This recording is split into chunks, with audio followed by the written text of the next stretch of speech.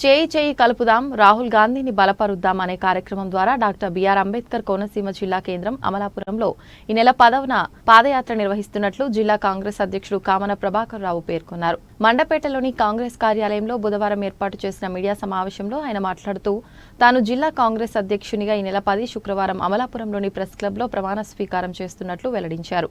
కార్యక్రమానికి పీసీసీ అధ్యక్షుడు Gidugu Rudraraju, working president Janga Gautam, Sunkara పద్మశ్రీలు ముఖ్య అతిథులుగా పాల్గొంటారని తెలిపారు. ఉమ్మడి తూర్పు గోదావరి జిల్లా కాంగ్రెస్ పార్టీ అధ్యక్షులతో పాటు సీనియర్ కాంగ్రెస్ నాయకులు, నియోజకవర్గ ఇన్ఛార్జీలు పాల్గొంటారని, ప్రమాణ స్వీకారోత్సవ కార్యక్రమానికి ఉమ్మడి జిల్లాలోని కాంగ్రెస్ నాయకులు, కార్యకర్తలు, అభిమానులు, సానుభూతి పరులు పెద్ద సంఖ్యలో తరలిరావాలని, ప్రమాణ స్వీకారోత్సవంకు ముందు గాంధీ విగ్రహం నుండి అమలాపురం ప్రెస్ క్లబ్ వరకు చేయి చేయి కలుపుదాం రాహుల్ గాంధీని బలోపేతం చేద్దామనే కార్యక్రమంలో భాగంగా పాదయాత్ర నిర్వహిస్తున్నట్లు తెలిపారు. శుక్రవారం మధ్యాహ్నం 2 గంటలకు డాక్టర్ బిఆర్ అంబేద్కర్ కోనసీమ జిల్లా కాంగ్రెస్ పార్టీ అధ్యక్షుడిగా ప్రమాణం చేయబోతున్నాను. అమలాపురం పట్టణంలో ఉన్నటువంటి ప్రెస్ క్లబ్లో ఈ ప్రమాణ స్వీకారం జరుగుతుంది.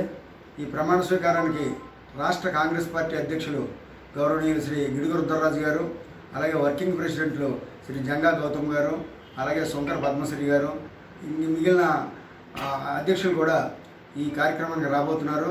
జిల్లాలోని పూర్వం ఉన్నటువంటి ఈ 3 జిల్లాలకు సంబంధించినటువంటి అధ్యక్షులు, అలాగే ముఖ్య నాయకులు అందరూ కూడా ఈ కార్యక్రమానికి వస్తున్నారు.